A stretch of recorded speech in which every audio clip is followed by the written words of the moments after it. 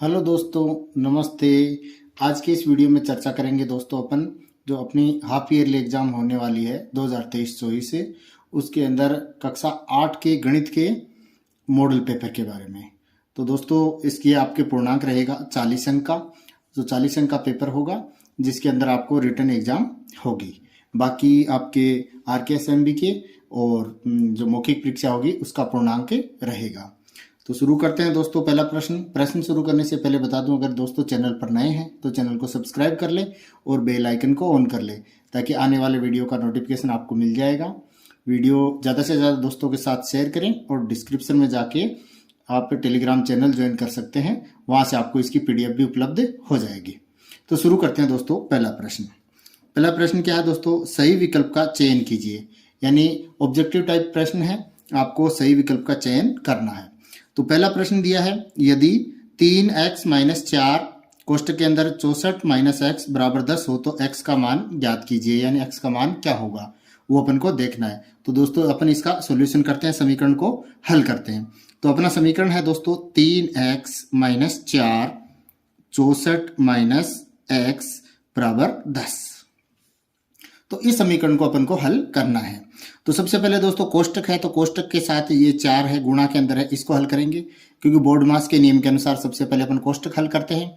तो कोष्टक के अंदर तो 64 - x है, जो 64 में से x नहीं घटेगा तो इसके साथ मल्टीप्लाई 4 है, उसको अपन हल करेंगे। तो यहाँ लिखेंगे 3x - 4 को 64 से मल्टीप्लाई अपन को करना है। तो 4 को 64 से अपन मल्टीप्लाई करते हैं तो दोस्तों 256 आता है।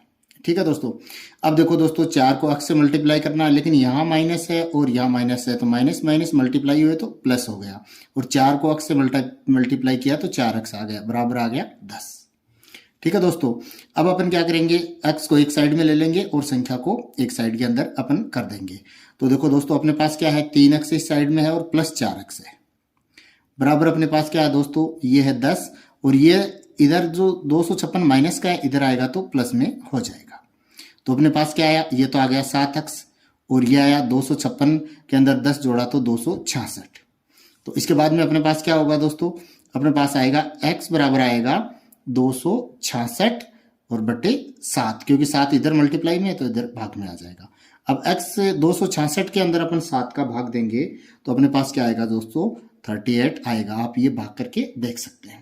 तो इसके अंदर दोस्तों क्या रहेगा, अपना 38 आंसर सही आएगा। तो डी ऑप्शन अपना राइट हो जाएगा। नेक्स्ट क्वेश्चन है दोस्तों, एक संख्या जिसे p बटा q के रूप में व्यक्त की जा सके जहां p और q वो पूर्णांक है और q बराबर 0 नहीं होना चाहिए। तो इससे क्या कहेंगे, जिसे p बटा q के रूप में लिख सकें। ये डेफिनेशन है, परिभाषा है, आपको बार बार किताब में पढ़ने को मिलती है। तो ये क्या रहेगी दोस्तों, परिमेय संख्या अपन इनको कहेंगे। अगला प्रश्न है दोस्तों, निम्न में से कौन एक रैखिक व्यंजक है। यानी एक रैखिक व्यंजक है, ठीक है ना, रैखिक व्यंजक है। रैखिक व्यंजक किसे कहते हैं, जिसके अंदर घात अधिकतम घात 1 हो। तो देखो इसके अंदर अधिकतम घात 2 है, इसके अंदर भी अधिकतम घात 2 है, इसके अंदर जो अचर राशि है इसके अंदर चर और अचर है, और x की घात 1 है। तो ये रैखिक समीकरण आपका रैखिक व्यंजक होगा। ठीक है दोस्तों। इसके बाद में नेक्स्ट क्वेश्चन अपन देखते हैं। नेक्स्ट क्वेश्चन है अपना दोस्तों, जब एक पासे को फेंका जाता है तो उसमें एक अभाज्य संख्या आने की प्रायिकता है। तो इसको दोस्तों ध्यान से समझना। एक पासा जो सांप सीढ़ी खेलते हैं उसके ऊपर कितनी संख्याएं हैं, एक साइड में एक डॉट आता है यानी 1 रहेगा, दूसरी साइड में 2, तीसरी साइड में 3, चौथी साइड में 4, पांचवी साइड में 5 और छठी साइड में 6। तो अपने पास उस पर 6 संख्याएं रहती हैं, या इस तरह से डॉट बने रहते हैं, 1 डॉट, 2 डॉट, 3 डॉट, 4 डॉट, 5 और 6 डॉट। तो अब इसके अंदर ये कह रहा है कि प्रायिकता ज्ञात करनी है। तो प्रायिकता क्या होती है दोस्तों, आपको इसको आराम से समझना है। यह प्रश्न बार बार क्या है कि अपने अल्फा जो ऑब्जेक्टिव टाइप प्रश्न है उनमें आता है। तो आपको क्या करना है दोस्तों, इसके बट्टा में आंसर आएगा। तो सबसे पहले तो अपन बट्टे के नीचे हर के अंदर जो संख्या लिखते हैं ना, वो इसकी टोटल लिख देंगे। तो टोटल संख्या कितनी होगी, 6 संख्या है अपने पास, तो टोटल आ गया 6। अब इसके अंदर अभाज्य पूछा है, तो अभाज्य संख्या अपन को इसके अंदर जांचनी है, देखनी है। तो एक तो आपको पता है कि नहीं तो भाज्य है और नहीं अभाज्य है। ठीक है, 2 एक अभाज्य संख्या है, 3 एक अभाज्य संख्या है, 4 भाज्य संख्या है। क्यों, क्योंकि इसके अंदर 2 का भाग जाता है। 5 अभाज्य संख्या है और 6 भाज्य संख्या है, क्योंकि इसके अंदर 3 का भाग और 2 का भाग जाता है। तो अपने पास अभाज्य संख्या कितनी हुई, 1 2 3। तो ऊपर लिखेंगे अपन 3, तो 3/6 इसका आंसर आना चाहिए। अब 3/6 इसकी सरल भिन्न हो जाएगी, क्योंकि 3 के पहाड़े से 3 एकम 3 और 3 दूनी 6, तो 1/2 इसका आंसर है, वो अपना राइट आंसर हो जाएगा। इसके बाद में अपन नेक्स्ट क्वेश्चन देखते हैं दोस्तों, फिफ्थ क्वेश्चन क्या कह रहा है अपना कि एक समबाहुभुज की कितनी भुजाएं होंगी यदि प्रत्येक बाह्य कोण का माप 24 डिग्री है। तो अब बहुभुज के बाह्य कोणों का योग कितना होता है, कोई भी आपको चतुर्भुज पंचभुज कितना भी ले लेते हैं अपन, जैसे चतुर्भुज लेते हैं, ठीक है, इसके बाह्य कोण देखते हैं तो 1 कोण, 2 कोण, 3 कोण और 4 कोण, ये चारों बाह्य कोण होंगे, या पंचभुज में 5 बाह्य कोण होंगे, या त्रिभुज में 3 बाह्य कोण होंगे, उनके बाह्य कोणों का योग हमेशा 360 डिग्री होता है। ठीक है दोस्तों, अब प्रत्येक जो कोण है वो 24 डिग्री का है, क्यों, क्योंकि समबाहुभुज है इसलिए प्रत्येक कोण समान रहेगा। तो इस समबाहुभुज है तो इसके अंदर अपन क्या करेंगे, 24 का भाग दे देंगे तो अपने पास कोणों की संख्या आ जाएगी। ठीक है दोस्तों, 360 के अंदर अपन प्रत्येक कोण का भाग देंगे तो कोणों की संख्या आ जाएगी। अब अपन जो अपना 360 है इसके अंदर 24 का भाग देते हैं दोस्तों, तो अपने पास 15 आंसर आता है। आप भाग देके देख सकते हैं, क्योंकि मैं इसमें नहीं दे रहा हूं क्योंकि वीडियो काफी लंबा हो जाएगा। तो इसके अंदर 15 कोण होंगे। तो अब आपको पता है कि जैसे चतुर्भुज है तो इसके अंदर 4 भुजाएं हैं और 4 ही बाह्य कोण है। इसी तरह से पंचभुज होता है, इसमें 5 ही भुजाएं होती है, 5 ही बाह्य कोण होते हैं। यानी बाह्य कोणों की संख्या बराबर अंतः कोणों की संख्या बराबर भुजाओं की संख्या। तो बाह्य कोणों की संख्या कितनी, 15 है, तो भुजाओं की संख्या भी कितनी हो जाएगी, 15। इसका आंसर हो जाएगा। अब देखते हैं दोस्तों, अब ये कह रहा है कि अगला प्रश्न है 8000 का घनमूल होगा, यानी 8000 का घनमूल ज्ञात करना है। तो 8000 का घनमूल ज्ञात करने के लिए दोस्तों आपको अभाज्य गुणनखंड विधि से ही घनमूल ज्ञात करना होगा। इसके अलावा आप कोई भी विधि नहीं है घनमूल ज्ञात करने की। वर्गमूल की 2 विधियां जरूर हैं, अभाज्य गुणनखंड और भाग विधि, लेकिन घनमूल की एक ही विधि है, अभाज्य गुणनखंड। तो दोस्तों इसके अंदर लास्ट में 0 है, तो इसका मतलब 2 का भाग जाएगा। अब देखो दोस्तों, 2 का भाग आपको अलग से देने की जरूरत नहीं होती, क्योंकि 2 का भाग का मतलब क्या होता है दोस्तों, 2 का भाग का मतलब ये होता है कि इसका आधा कर देना। तो 8000 का आधा 4000, फिर से लास्ट में 0 है तो 2 का भाग जाएगा, इसका आधा होगा 2000, फिर से लास्ट में 0 है तो 2 का भाग जाएगा, इसका आधा हो जाएगा 1000, फिर लास्ट में 0 है तो 2 का भाग जाएगा, आधा हो जाएगा 500, फिर लास्ट में 0 है तो 2 का भाग जाएगा, आधा हो जाएगा 250, फिर लास्ट में 0 है तो 2 का भाग जाएगा, आ जाएगा 125। अब लास्ट में 0 2 4 6 8 नहीं है, इसलिए 2 का भाग नहीं जाएगा। तो अपन को क्या करना पड़ेगा दोस्तों, भाग नहीं जाएगा तो अपन क्या करें, इन संख्याओं को जोड़ के देखेंगे। 1 और 2 कितने होते हैं, 3, 3 और 5 कितने होते हैं, 8। अब 3 के पहाड़े में 8 नहीं आता है, इसलिए 3 का भाग भी नहीं जाएगा। तो 4 का अपन को देना ही नहीं है, क्योंकि 2 4 6 8 का 2 का नहीं जाता तो इनका जाएगा ही नहीं। तो अपन डायरेक्ट 5 का देंगे। अब 5 का भाग किसमें जाता है, जिसके लास्ट में 5 हो या 0 हो। तो अपन 5 का भाग देंगे तो कितनी बार जाएगा, 25 बार जाएगा। आप देख सकते हैं, आपको डायरेक्ट आ रहा है तो अच्छी बात है। इसके बाद में दोस्तों क्या है, 25 में 5 का भाग जाएगा और 5 में 5 का भाग जाएगा। अब अपन देखो दोस्तों, 2 कितनी बार आया, 1 2 3 4 5 6। तो अपन इस तरह से लिखेंगे, 2 गुणा 2 गुणा 2 गुणा 2 गुणा 2 गुणा 2, 6 बार अपन ने इसको लिख दिया। ठीक है दोस्तों, 6 बार लिखने के बाद में 5 कितनी बार है, 3 बार है, तो 3 बार इस 5 को लिखेंगे, 5 गुणा 5 गुणा 5। ठीक है दोस्तों, अब समान संख्या है, इनका अपन क्या करेंगे, जोड़ा बनाएंगे 3 3 का। घनमूल ज्ञात करने के लिए 3 3 का जोड़ा बनाते हैं, वर्गमूल के लिए 2 2 का जोड़ा बनाते हैं। ये समान संख्या का जोड़ा, ये समान संख्या के 3 संख्याओं का जोड़ा, और ये समान 3 संख्याओं का जोड़ा। तो इस 2 की जगह 2, इस 2 की जगह 2, इस 5 की जगह 5। अब देखो दोस्तों, इसको गुणा करेंगे, 2 को 2 से गुणा किया 4, और 4 को 5 से गुणा किया 20। तो कितना आया दोस्तों, 20 आया। तो 20 के अंदर अपन इसका आंसर क्या हो जाएगा, 8000 का घनमूल कितना आएगा, 20 आएगा। ठीक है दोस्तों, अब देखते हैं अपन नेक्स्ट क्वेश्चन अपना दोस्तों, अंकित मूल्य पर दी गई छूट कहलाती है। अंकित मूल्य, जैसे अपन बाजार से कोई सामान खरीदने जाते हैं, जैसे उसके अंदर 100 रुपए लिखे हुए हैं, तो दुकान वाला अपन से क्या करता है कि भाई चलो आप तो 90 दे दो, 10 रुपए की छूट आपको देते हैं। तो उस छूट को गणित की भाषा में क्या कहते हैं, बट्टा कहते हैं। ठीक है दोस्तों, अब नेक्स्ट क्वेश्चन है, यदि x का 90% 315 किलोमीटर है तो x का मान ज्ञात कीजिए। अब इसको क्वेश्चन को ज्ञात करने का एकदम सही तरीका मैं आपको बता देता हूं। आपको कुछ नहीं करना, x की जगह x लिखना है, का की जगह आपको गुणा का निशान लगाना है, और 90% का मतलब क्या होता है, 90/100 प्रतिशत है, तो प्रतिशत हटाएं तो बटे में 100 लगा दिया, और बराबर कितना आ रहा है, 315 किलोमीटर। ठीक है दोस्तों, 315 किलोमीटर। अब देखो दोस्तों, ये समीकरण है, इस समीकरण को हल कर लेते हैं। एक बार किलोमीटर अपन हटा देते हैं, लास्ट में अपन किलोमीटर लगा देंगे। अब देखो दोस्तों, एक साइड में x लेंगे, दूसरी साइड में संख्या लेंगे, तो x और जो 315 तो अपनी जगह सही है। ये इधर गुणा में है तो इधर आएगा, तो इसके अंदर अपोजिट करेंगे, गुणा में ही लिखेंगे लेकिन 100/90 अपन इसको लिख देंगे। ठीक है दोस्तों, 100/90 अपन ने लिख दिया। अब अपन क्या करेंगे, 1 0 से 1 0 कट गया। अब देखो दोस्तों x बराबर क्या आया, 315 को 10 से गुणा किया तो यानी 3150/9। अब अपन क्या करेंगे दोस्तों, 3150 में अपन को 9 का भाग देना है। तो 3000 जो 150 है इसके अंदर अपन क्या करेंगे, 9 का भाग देंगे। तो इसके अंदर अपन 9 का भाग देंगे तो दोस्तों कितना आएगा अपने पास, 350 आएगा। अगर आप ये भाग देके देख सकते हैं और इसके आगे अपन किलोमीटर लगा देंगे तो इसका आंसर हो जाएगा 350 किलोमीटर। ठीक है दोस्तों, आप इसके अंदर भाग दे लें, क्योंकि मैं भाग देके नहीं बता रहा हूँ, वीडियो काफी लंबा हो जाएगा वरना। अगला प्रश्न है 9 का प्रश्न, एक चतुर्भुज के अंतः कोणों का योग कितना है। एक चतुर्भुज के अंतः कोणों का योग आपको याद रखना है 360। मैं सभी को आपको बता देता हूं कि किस तरह से क्या रहता है। तो देखो दोस्तों, सबसे पहले त्रिभुज बनता है, सबका एक साथ याद करवा देता हूं। सबसे पहले त्रिभुज बनता है, फिर चतुर्भुज बनता है, फिर पंचभुज बनता है, फिर षटभुज, सप्तभुज, इस तरह से बनता है। तो इसको किस तरह से याद रखेंगे, आपको ये याद रख लेना है, त्रिभुज वाला 180 डिग्री। अब आप बाकी के सभी याद कर सकते हैं। आपको एक बात तो 8 0 तो छोड़ देना है और 8 का पाड़ा बोल देना, 18 का बोल देना। 18 एकम 18, 18 दूनी 36, 18 3 54, 18 चौक 72, 18 पंजे 90, इस तरह से आप आगे बोलते जाएंगे। अब इसके आगे 0 है तो सबके आगे एक एक एक एक 0 लगाते हैं। ये अंतःकोणों का योग आ गया। अब इसने क्या पूछा है, चतुर्भुज का पूछा है, तो चतुर्भुज का क्या दोस्तों 360, तो इस तरह से 360 इसका आंसर आ जाएगा। अब बाकी को का भी उत्तर दे सकते हैं। अगला प्रश्न अपने पास दोस्तों कि एक पाई चार्ट में वर्त के केंद्र पर कुल कोण होते हैं। अब वर्त का केंद्र है, देखो दोस्तों ये वर्त है, ये इसका केंद्र है। अब अपन देखो दोस्तों इसके अंदर कितने कोण है, अपन ऐसे सीधी रेखा खींचते हैं, इसको 2 भागों में बांटते हैं, तो इसके अंदर व्यास खींचेंगे तो ऊपर की तरफ पर्दा, आपको चंदे में आपने देखा होगा डी के अंदर ऊपर 180 डिग्री का कोण होता है, तो नीचे भी 180 डिग्री का होता है। तो 180 कितना होता है 360, तो केंद्र के चारों तरफ 360 डिग्री का कोण हो जाएगा। अगला प्रश्न है दोस्तों, सारणी में दिए गए शब्दों में से उचित शब्द का चयन करते हुए रिक्त स्थानों की पूर्ति कीजिए। ये शब्द दे रखे हैं, अब आपको इसके अंदर पूर्ति करनी है। 2 परिमेय संख्याओं का गुणनफल हमेशा परिमेय संख्या ही होता है।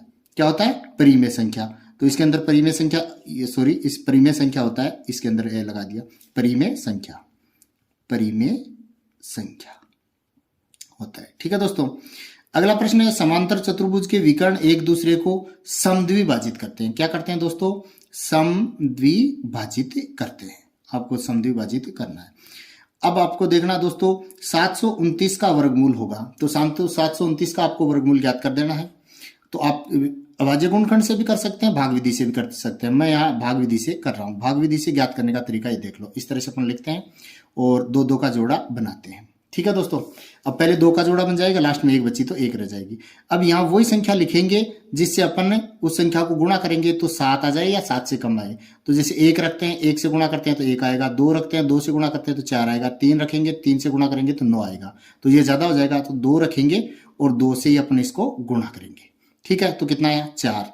अब 7 में से 4 घटाया, कितना बचा 3 बचा, और 2 से अपन इसको 2 और 9 एक साथ उतरेंगे इसके अंदर, क्योंकि जोड़ा बना हुआ है। अब यहाँ लिखेंगे अपन 4, 2 का डबल 4। ठीक है दोस्तों, अब अपन क्या करेंगे, इसके अंदर अपन ऐसी संख्या लिखेंगे और उसी से गुणा करेंगे तो 329 आ जाए या उससे कम आए थोड़ा। तो देखो दोस्तों, अगर 4 के आगे अपन 1 रखते हैं तो 1 से गुणा करेंगे तो 41 आएगा। 4 के अंदर 2 रखेंगे और 2 से गुणा करेंगे तो कितना आएगा 82 आएगा। तो इस तरह से आपको आइडिया है कि लास्ट में 9 है, तो 9 लाने के लिए अपन जैसे 7 रखेंगे, 7 से गुणा करेंगे, 49 में 9 आ जाता है। तो अपन क्या करेंगे, 4 के आगे अपन क्या करेंगे 9 रखेंगे और 9 से ही गुणा करेंगे। तो कितना आएगा 81, 8 9 चौक 36, और कितना आएगा दोस्तों इसका, सॉरी दोस्तों अपन ने 9 रख दिया, इसके अंदर 7 रखना है, क्योंकि आपको अपन को तो 9 लाना है, लास्ट में 7 रखा। यहाँ करके दिखा देता हूँ। 4 के आगे 7 रखते हैं और 7 से गुणा करते हैं तो कितना आएगा 49, हाथ से लगेगा 4, 7 चौक 28 और 4 32, तो कितना आया 7। तो यहाँ पर 7 रखेंगे और 329 0 बच जाएगा लास्ट में, तो कितना आंसर आया 27। तो इसका आंसर आएगा 27, ये दे रखा है। ठीक है दोस्तों, अगला एक आयत क्या है, आयत एक समांतर चतुर्भुज भी होता है। क्या होता है, समांतर चतुर्भुज भी होता है। अगला प्रश्न है किसी संख्या का 4 गुना होना उस संख्या में खालिस्तान प्रतिशत की वृद्धि के बराबर है। तो इसको समझना आपको, जैसे 100 है और इस पर अपन 100% की वृद्धि करते हैं, मतलब 100 और बढ़ा देते हैं, तो कितना हो जाता है? 200 हो जाता है। फिर अपन 100 के ऊपर 200% की वृद्धि करते हैं, इसका मतलब 200 और बढ़ाएंगे, तो 100 और 200 कितना हो जाएगा? 300। और 100 पर 300% की वृद्धि करेंगे अपन, तो कितना हो जाएगा? 300 और 100 400 हो जाएगा, तो इसके अंदर आएगा 300%। ठीक है दोस्तों। अगला प्रश्न है दोस्तों अपना कि सत्य और असत्य कथन की पहचान कीजिए। जीएसटी माल और सेवा कर का संक्षिप्त रूप है, तो गुड्स एंड सर्विस टैक्स माल और सेवा कर ही होता है, तो यह सत्य है। ये कह रहा है 2x - 3 बराबर x + 2 का हल x बराबर 4 है। अपन ज्ञात करके देख लेते हैं। अपने पास क्या है? 2x - 3 बराबर x + 2। तो देखो दोस्तों, अब इसके अंदर x एक साइड में लेंगे, तो 2x अपनी साइड है, ये इधर प्लस में है तो इधर आएगा तो माइनस में हो जाएगा। 2 अपनी जगह सही है, 3 इधर माइनस में, इधर जाएगा तो प्लस में आ जाएगा। तो 2x में से x घटाया x, और 3 और 2 कितना होता है? 5। तो x बराबर 5 आना चाहिए, तो दिखा कितना रखा? 4। इसका मतलब ये कथन असत्य है। इसके बाद में दोस्तों, प्रत्येक आयत एक समांतर चतुर्भुज है, बिल्कुल अपने खाली स्थान में भरा था, सही है। वर्त आलेख पाई चार्ट भी कहलाता है, बिल्कुल सही बात है। दो संख्याओं का अंतर 40 है, यदि एक संख्या x है तो दूसरी संख्या क्या होगी दोस्तों? दूसरी संख्या होगी x + 40, क्योंकि अंतर 40 है ना, तो 40 जुड़ेगा तभी तो अंतर 40 का आएगा। तो ये देख रखा है 40 - x, तो ये असत्य हो गई। अगला प्रश्न देखते हैं दोस्तों। अगला प्रश्न है अपना 21वां प्रश्न कि 3 लगातार पूर्णांकों का योग 51 है, तो पूर्णांक ज्ञात कीजिए। तो देखो दोस्तों, इसके अंदर अपन क्या करते हैं, एक तरीका है ज्ञात करने का। क्या तरीका है कि पूर्णांक है तो कोई संख्या है, तो अपन लिखेंगे माना प्रथम पूर्णांक। प्रथम पूर्णांक कितना है दोस्तों? x आया। अब लगातार है तो अगले वाला x + 1 हो जाएगा, तीसरा x + 2 हो जाएगा, तो द्वितीय पूर्णांक कितना हो जाएगा? x + 1। और तृतीय पूर्णांक क्या हो जाएगा? x + 2। ये तीनों पूर्णांक अपन ने मान लिए, क्योंकि माने हैं। इसके बाद में ये कह रहा है तीनों का योग 51 है, तो x + 1 और x + 2, इन सब का योग क्या है? 51 है। अब ये समीकरण बन गया, इसको हल कर लेते हैं। देखो x कितने हैं? 1 2 3, तो 3x। संख्या कितनी है? 1 और 2 कितने होते हैं? 3 बराबर 51। अब x इस साइड में है ही, और 51 अपनी साइड सही है, ये इधर प्लस में है तो इधर माइनस में आ जाएगा। तो 3x बराबर क्या आएगा दोस्तों? 51 में से अपन 3 निकालेंगे तो क्या आ जाएगा? 48। ठीक है, अब अपन इसको आगे हल करेंगे। तो x बराबर क्या आएगा दोस्तों? 48, और 3 इधर गुणा में तो इधर आ जाएगा भाग में, और 48 में 3 का भाग देंगे तो 16 आंसर आ जाएगा। तो अपन क्या लिखेंगे? अब इसका आंसर अभी x ही आया, तो लिखेंगे प्रथम पूर्णांक बराबर क्या है? 16। तो दूसरा कितना हो जाएगा? 1 बढ़ा देंगे 17। तीसरा कितना हो जाएगा? 1 और बढ़ा देंगे 18। तो 16 17 18 इसका आंसर सही हो जाएगा। अगला प्रश्न है दोस्तों, निम्नलिखित में गुणात्मक प्रतिलोम ज्ञात कीजिए। अब गुणात्मक प्रतिलोम ज्ञात करना है। पहला है -13। तो गुणात्मक प्रतिलोम में आपको ध्यान में रखना, अंश को हर कर देना और हर को अंश कर देना। अब आप कहोगे सर इसमें तो एक ही संख्या है, हर तो है ही नहीं, तो बटे में 1 तो हमेशा होता ही है। तो इसका गुणात्मक प्रतिलोम क्या होगा? 1/13, और माइनस है तो माइनस लगा देंगे। इसी तरह से दूसरा है, दूसरे के अंदर क्या दे रखा? 1/5। तो इसका गुणात्मक प्रतिलोम क्या होगा? 5/1। तो बटा 1 भी लिख सकते हो आप, अगर नहीं भी लिखो तो खाली 5 भी लिख सकते हो, क्योंकि 5 में 1 का भाग देंगे तो 5 आएगा। अगला प्रश्न है दोस्तों 23वां प्रश्न कि 1/4 और 1/2 के मध्य एक परिमेय संख्या ज्ञात करो। तो परिमेय संख्या ज्ञात करने का मध्य बीच की परिमेय संख्या ज्ञात करने का एक तरीका बता देता हूं।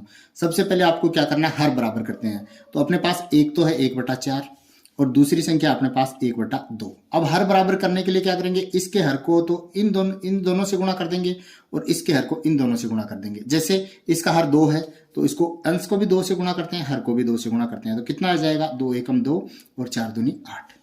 और अपन इसके हर को इससे गुणा करेंगे, तो ऊपर से भी 4 से गुणा कर देंगे और नीचे भी 4 से गुणा कर देंगे, तो 4 एकम 4 और 4 दूनी 8। अब देखो हर बराबर हो गए 8 8। तो अपन क्या करें? अपने पास एक तो संख्या है 2/8, और दूसरी संख्या अपने पास 4/8। तो अब इनके बीच में कौन सी परिमेय संख्या आएगी बताओ दोस्तों? 3/8 आएगी, दिख रही है आराम से। तो अपना आंसर हो जाएगा, क्या आएगा? 3/8। ये आपका आंसर हो जाएगा। अगला प्रश्न देखते हैं। अगला प्रश्न है, दिए गए प्रश्नों के उत्तर दीजिए। पाइथागोरस त्रिक ज्ञात कीजिए जिसमें एक संख्या 12 है। तो अब पाइथागोरस त्रिक है, ये आपको याद रखना। एक तो 2m, m² - 1 और कोमा एम स्क्वायर माइनस 2। अब इसके अंदर अपन ये आपको ब्रैकेट में इस तरह से डब्बे के अंदर बंद कर देना है। ये भी एक इसके भी नंबर होते हैं, क्योंकि आपको पाइथागोरस अगर आगे सवाल गलत भी हो गया तो पाइथागोरस त्रिक है, इसके भी नंबर आपको एक नंबर मिल जाता है। ठीक है दोस्तों, तो अब अपन क्या करते हैं 2m के बराबर 12 रख देते हैं। 2m बराबर 12, इससे अपन को m का मान ज्ञात हो जाएगा। तो m का मान क्या होगा, देखो दोस्तों 12 और 2 इधर गुणा में तो इधर आ जाएगा भाग में, तो m बराबर क्या आ जाएगा, 12 में 2 का भाग दिया 6 आंसर है। इसी तरह से अब m का मान दोनों में रख देंगे। देखो m स्क्वायर माइनस 1, तो m की जगह क्या रखना है 6, 6 स्क्वायर माइनस 1। 6 का स्क्वायर का मतलब क्या होता है दोस्तों 6 गुणा 6, तो 6 गुणा क्या 6 कितना होता है 36 माइनस 1, तो कितना आ गया 35, दूसरे आ गया 35। अब तीसरा ज्ञात कर लेंगे। तीसरी क्या है m स्क्वायर प्लस 1, ये माइनस लगा दिया, ये प्लस 1, m स्क्वायर प्लस 1। तो अब देखो m की जगह 6 रखा प्लस 1, 6 6 36 प्लस 1 बराबर क्या है 37। तो अपने पास क्या आया, तीन आंसर क्या है 6, 35 और 37। तो अपने पास आ जाएगा 6, 35 और 37, ये इसका आंसर हो जाएगा। ठीक है दोस्तों, नेक्स्ट क्वेश्चन पर जाते हैं। निम्न आकृति एबीसीडी समांतर चतुर्भुज है। समांतर चतुर्भुज में आपको पता है कि आमने सामने की भुजा समांतर होती है और बराबर होती है। तो x और y का मान ज्ञात कीजिए। तो सबसे पहले अपन x देख लेते हैं। ये देखो समांतर चतुर्भुज, इसमें लाइन लिखनी पड़ेगी, समांतर चतुर्भुज में सम्मुख भुजा बराबर होती है, सम्मुख भुजाएं बराबर होती हैं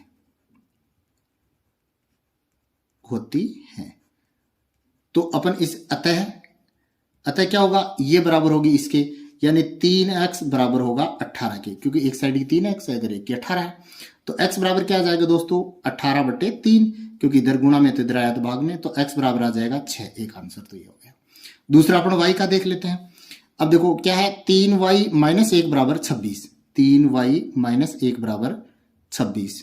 तो अपन क्या करेंगे 3y बराबर 26, एक इधर माइनस में तो इधर आया तो प्लस में, तो 3y बराबर कितना आ गया 27।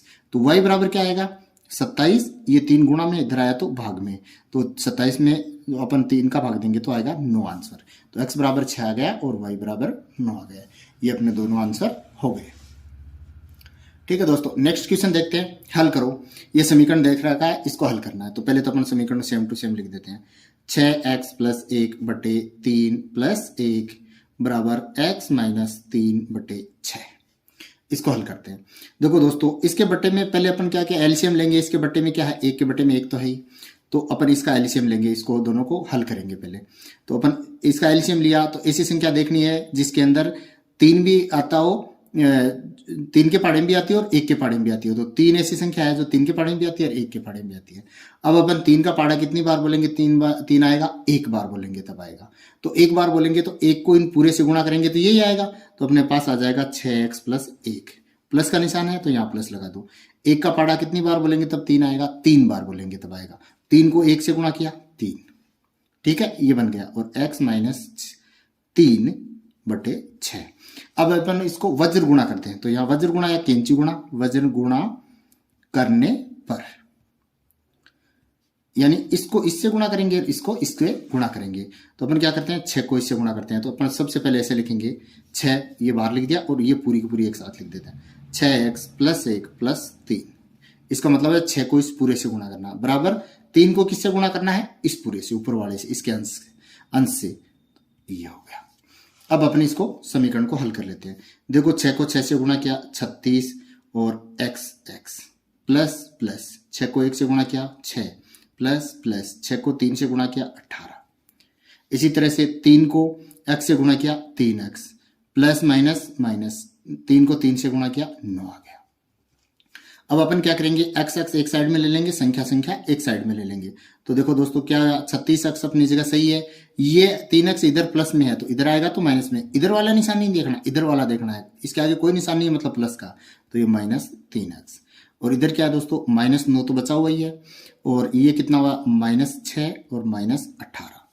अब देखो दोस्तों 36x में से 3x घटाए कितने बचे 33x बराबर -9 में जो -6 और -18, तीनों का अपन तीनों माइनस किया तो तीनों का जोड़ हो जाएगा और आएगा -33। तो x बराबर क्या आएगा दोस्तों, -33/33, क्योंकि 33 इधर गुणा में तो इधर भाग में, 33 में 33 का भाग एक बार जाता है और माइनस का माइनस आया, तो x बराबर -1 आंसर इसका आ जाएगा। अगला प्रश्न है दोस्तों, एक टीवी 21,000 रुपए में खरीदा गया, यानी क्रय मूल्य कितने में खरीदा, क्रय या लिख दो टीवी का क्रय मूल्य बराबर कितना है, 21,000 रुपए। ठीक है, और टीवी के मूल्य में 5% अवमूल्यन हो रहा है, क्योंकि पुराना हो रहा तो माल जो घट तो रहा ही है, तो अवमूल्यन दर कितनी हो रही है, अवमूल्यन दर कितनी है, 5%। ये संख्या अपन को लिखनी चाहिए ताकि इसमें जो सवाल सही माना जाता है और इसके अंदर पूरे से पूरे नंबर मिलते हैं। तो 1 वर्ष बाद में टीवी का मूल्य ज्ञात कीजिए।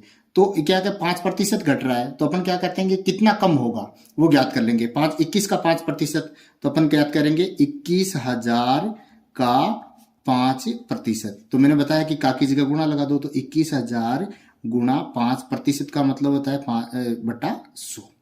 ठीक है, अब इसको इजी बनाते हैं। देखो, एक जीरो से एक जीरो कट गई, दूसरी जीरो से दूसरी जीरो कट गई, तो बराबर अपने पास क्या आया, 210 गुणा 5। अब 210 को 5 से गुणा करेंगे तो क्या आएगा, 5 को 0, 5 एकम 5 और 5 दूनी 10, यानी 1,050 रुपए इसका अवमूल्यन हुआ। अवमूल्यन कितना हुआ, अवमूल्यन कितना हुआ, 1,050 रुपए। तो अपन क्या करेंगे, अतः 1 वर्ष बाद टीवी का मूल्य क्या हो जाएगा, ये इतना कम हो गया तो क्या हो गया, 21,000 माइनस 1,050। तो 21,000 में से आप क्या करोगे, 1,050 घटा दोगे, तो 21,000 में से 1,050 घटाओगे तो कितना आएगा दोस्तों, घटा के इसके अंदर देख लो, ये आएगा आपके 19,050 रुपए। ये इसका आंसर आ जाएगा। 1 वर्ष बाद में टीवी का मूल्य कितना आ जाएगा, 19,050 रुपए आ जाएगा। क्यों, क्योंकि इसके अंदर आप 19,950 आएगा, सॉरी, ये आप 21,000 में से 1,050 घटाओगे तो 19,950 रुपए इसका आंसर हो जाएगा। अब देखते हैं दोस्तों अंतिम प्रश्न। अंतिम प्रश्न क्या है, निम्नलिखित पाई चार्ट में एक परिवार के लिए एक माह के विभिन्न मदों में खर्च प्रतिशत में तथा बचत दर्शाए हुए हैं। देखो दोस्तों क्या क्या है, अपन इसको ध्यान से देखेंगे। भोजन के अंदर 25%, बच्चों की शिक्षा में 15%, घरेलू खर्च में 10%, परिवहन में 5%, अन्य 20%, बचत 15% और कपड़े में 10%। ठीक है, तो पहला प्रश्न है इसके अंदर, किस मद में सर्वाधिक खर्च हुआ। तो पहले का आंसर क्या होगा, जो सबसे ज्यादा प्रतिशत है, तो सबसे ज्यादा प्रतिशत किसका दोस्तों, भोजन का है 25%, और कोई भी 25 नहीं है। तो सर्वाधिक खर्च कहाँ हुआ है, भोजन में। पहले का आंसर आ गया। दूसरे का आंसर क्या होगा, किस मद का पर खर्च बचत के समान है। तो बचत कितनी है, देखो 15% है, तो और 15% कौन सा है, बच्चों की शिक्षा है 15%। तो अपन क्या लिखेंगे, इसका आंसर लिखेंगे बच्चों की शिक्षा पर खर्च बचत के बराबर है, बचत के बराबर है। ठीक है दोस्तों, तीसरा क्या दे रखा है कि तीसरा दे रखा है इसने, यदि परिवार की मासिक आय 3,000 रुपए है तो कपड़ों पर होने वाला मासिक व्यय ज्ञात कीजिए। परिवार की टोटल आय कितनी है, 3,000 है, और कपड़ों पर कितना हो रहा है, 10%। तो अपन 3,000 का 10% निकाल लेंगे तो वो इसका आ जाएगा। तो मैंने बताया जैसे 3,000 का 3,000 का की जगह आप गुणा लगा दो, 10% का मतलब बटे 100। ये सवाल यही हो रहा है आराम से। देखो, एक जीरो से एक जीरो कट गई, एक जीरो से एक जीरो कट गई, तो अपने पास क्या आया, 300 गुणा 1, 300 को 1 से गुणा करते हैं, 300 रुपए आंसर। तो इसका क्या आंसर आएगा, कपड़ों पर खर्च, ऐसे लिखना चाहिए, कपड़ों पर खर्च बराबर 300 रुपए आंसर। तो ये था दोस्तों मैथ का मॉडल पेपर। अन्य सभी जो विषय हैं उनका मॉडल पेपर भी मिलेगा। वार्षिक परीक्षा आएगी बोर्ड एग्जाम, उसके बोर्ड पेपर भी आपको मेरे चैनल पर मिलेंगे। तो पेपर के बाद में पेपर का सॉल्यूशन भी मिलेगा। तो दोस्तों चैनल पर बने रहिए, सब्सक्राइब कर लीजिए, वीडियो ज़्यादा से ज़्यादा दोस्तों के साथ शेयर कीजिए ताकि वो भी इसका लाभ ले सके। धन्यवाद।